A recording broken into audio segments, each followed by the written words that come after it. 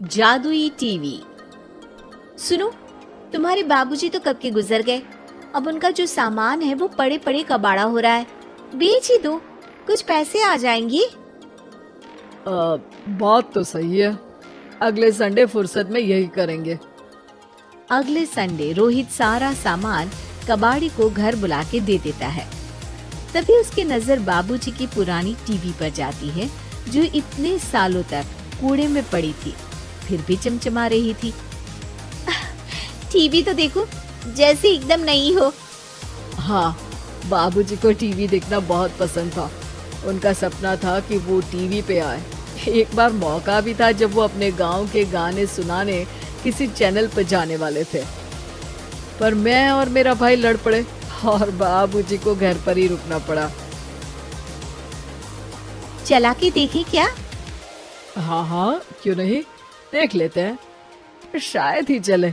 बाबूजी ने उस लड़ाई के दिन के बाद टीवी देखना ही छोड़ दिया था। टीवी चालू करने के लिए उसमें केबल वायर लगा दिया जाता है। एक न्यूज चैनल चालू हो जाती है। स्वर्ग की सीढ़ी के रास्ते हैं तीन, तीनों के तीन रास्ते हैं संगीन।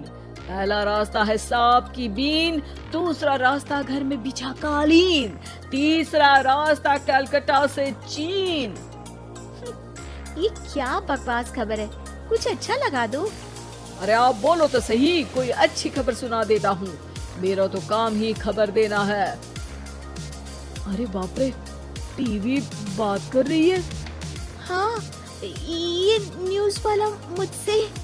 हाँ, आपसे ही तो बात करूंगा ना, आपके घर में हूँ तो। अरे ये सपना है क्या? तुम हमसे बात नहीं कर सकते? अरे सपना नहीं भाई साहब, ये टीवी जादुई टीवी है। बोलो क्या खबर सुननी है, वरना ब्रेक लेने का टाइम आ जाएगा। सुप्रिया घबरा के टीवी बंद कर देती है। वो क्या था? अरे एक बार और चालू करके देखे, फिर से बात करेगा तो चैनल बदल देंगे। सुप्रिया फिर टीवी चालू कर देती है। अरे ऐसा कोई मुंह पे टीवी बंद करके जाता है क्या? मुझे बुरा लगा आपका नेचर। चाय पानी तो पूछो।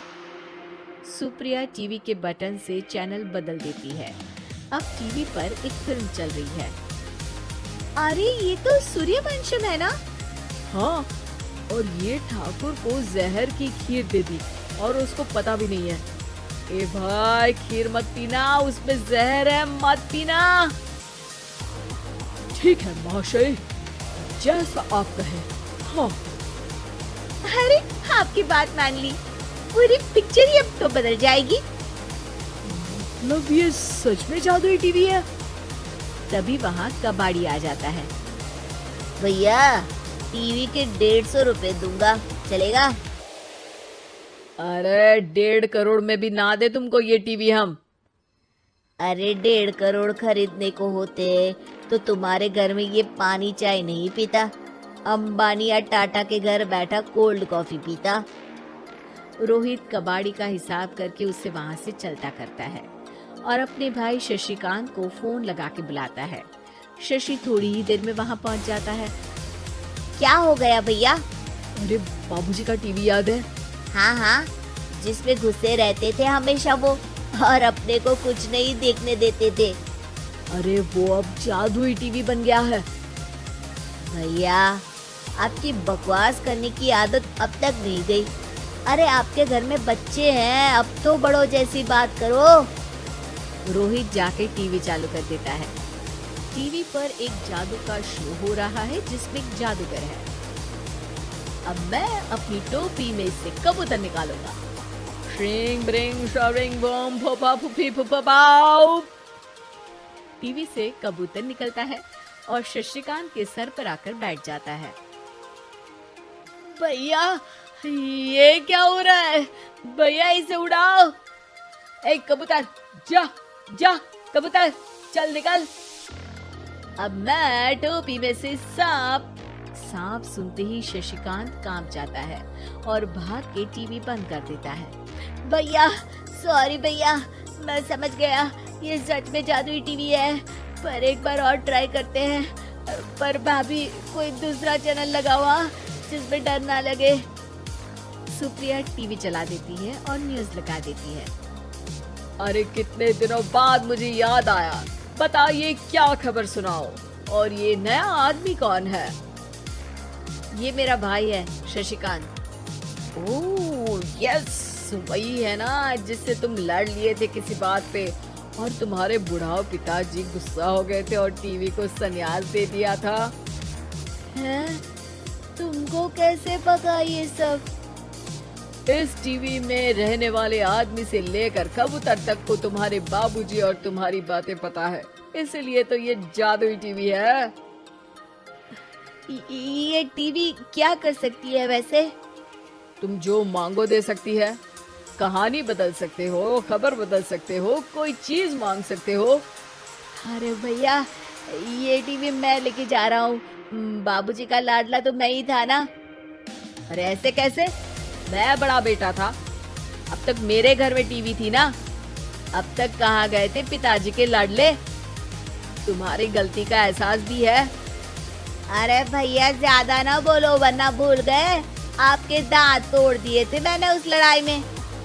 मेरी बीवी के सामने मेरी बेइज्जती करता है। रुक। दोनों भाई हाथापाई पे उतर जाते हैं। रुक, बताता हूँ तुझे कि कौन बड़ा है। अरे छोटे का दम तो देख लीजिए आप। ये खबर आपके बाबूजी को देता हूँ। तभी टीवी अचानक बंद हो जाता है। अरे शायद टीवी नाराज हो गया। और लड़ लो, आए बड़े खली बनने। टीवी से एक तेज रोशनी निकलती है और टीवी में बाबूजी दिखाई देते हैं। बाबूजी आप इतना चकरा क्यों रहा है? अपने बाप को नहीं पहचानता क्या? ये तो ऐसा ही है बाबूजी। प्रणाम बाबूजी। अरे चुप कर, तुम दोनों ही उल्टे हो। तुम्हारी वजह से मैंने टीवी में आने के सपने को छोड़ दिया, तुम्हारी लड़ाई की वजह से।